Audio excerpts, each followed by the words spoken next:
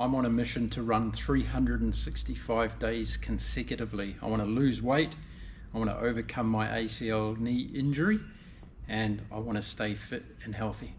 Come along for the journey.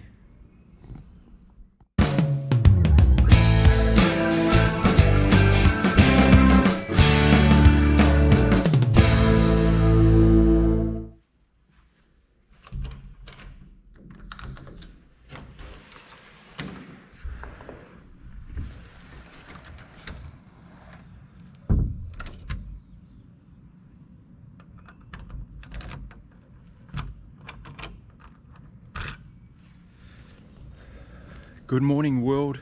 Welcome to day 12. Yes, day 12 of my challenge. I wonder how many people, just as a matter of interest, I wonder how many people are having a little bet in their mind. Oh, he's going to give up on 2 weeks. He's going to give up on 3 weeks. He's not going to get past 2 months.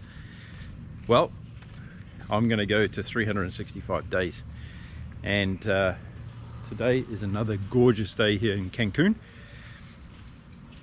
And I'm going to talk to you all about the finish line, the addiction of the finish line. Something that I think that's really interesting in life. How we set ourselves goals, how we get there, and then what happens after we get there. That's really interesting. Anyway, before I get all philosophical, I've got a run to do. And on this beautiful morning, I'm going to get into it and see how many laps I'm going to do. Have a guess. I'll be back soon. Morning, guys. These are my friends. Say hello to the camera. Hey! Here we are. So, it's finally time to go running. See you soon.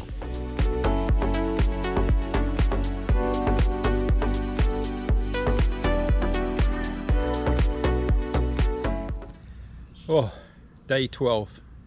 Complete. Oh, what a run. 7.02 kilometers, and let me tell you, at the end of my 365 day challenge, all those 0.2s and 0.3s they're going to mean something. I tell you, they're really going to mean something. It's Friday and my running weekend's on a Sunday, so I'm 2 days away from my second week finishing, but second week of the working week I feel really good. And I think I ran a PB for the 7Ks this morning, so I'll check that later on. And you can always check out my daily run times and statistics at the end of the video. I always post those, plus an update on the challenge summary, so how many kilometers I've run and my fastest times and all that sort of stuff. So you can check that at the end of the video. Plus you can subscribe and follow this journey if you haven't already.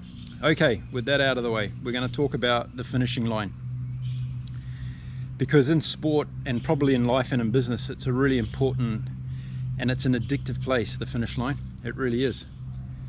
And if you've ever been to a sporting event where there's an actual finishing line for athletes to cross, you'll see all amazing aspects of humanity and human emotion displayed at the finishing line and close to the finishing line. So take this example. If you go to your local park for a 5K fun run and you just stand about 200 meters away from the finish line, you watch the people's faces, their expressions, how fast they're running as they see that finish line and as they get close to that finish line, because it's addictive. And people start sprinting. They've found all this energy from somewhere that they never had during the race, and they just take off to that finish line. And they throw their arms out as if they've just won a gold medal, and some of them have. And it's just an amazing place to be.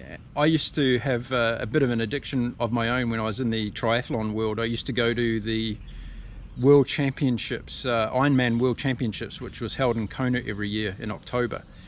And I went for 13 years in a row. And the reason I used to go there every year was the energy and the positivity and the amazing experience at the finish line.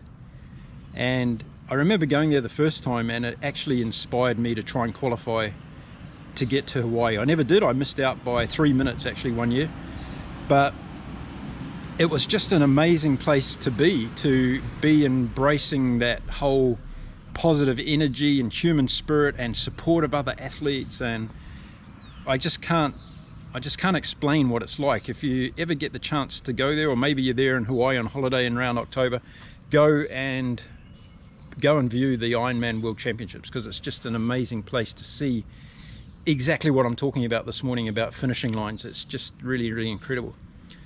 So the finish line is an addictive place, and you see all sorts of things happen at a finish line. You see people achieving their best ever times or results. You see people finishing for the first time, and that's just as exciting to see somebody cross a finish line for the first time and they've never done it before.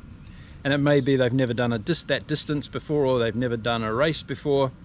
They may never have run before, and they've just finished their first running race. It's just an amazing place to be. I've seen couples get engaged on a finish line, propose to each other. I've seen, unfortunately, people collapse and have medical problems on the finish line. It's a place where humanity shows all of its spirit and all of its definitions and all of its dimensions happen at a finish line in a sporting event.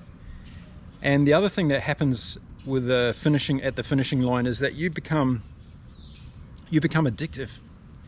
Yeah, you do. You become addictive, and you want more of it. So when you finish that race and you cross that finish line, you feel all this adrenaline, the endorphins are going off, and you just want that feeling again. You're having a high, you're having an experience of a lifetime, and you want to replicate that. You want to experience it again. So that's why people get addicted to running and triathlons and swimming and all kinds of sports, because that finish line is an addictive place. And it's a really interesting thing. I don't know if anyone's ever done any studies on it, but line as a phenomenon, because I really believe it is a phenomenon, not only in sport but in life. Because how often do we sit down and we think about, oh, we've got this goal to achieve, I've got to get this done by the end of the week. We do that in business every day. We do that as far as our budget goes. We do it as far as our taxes go.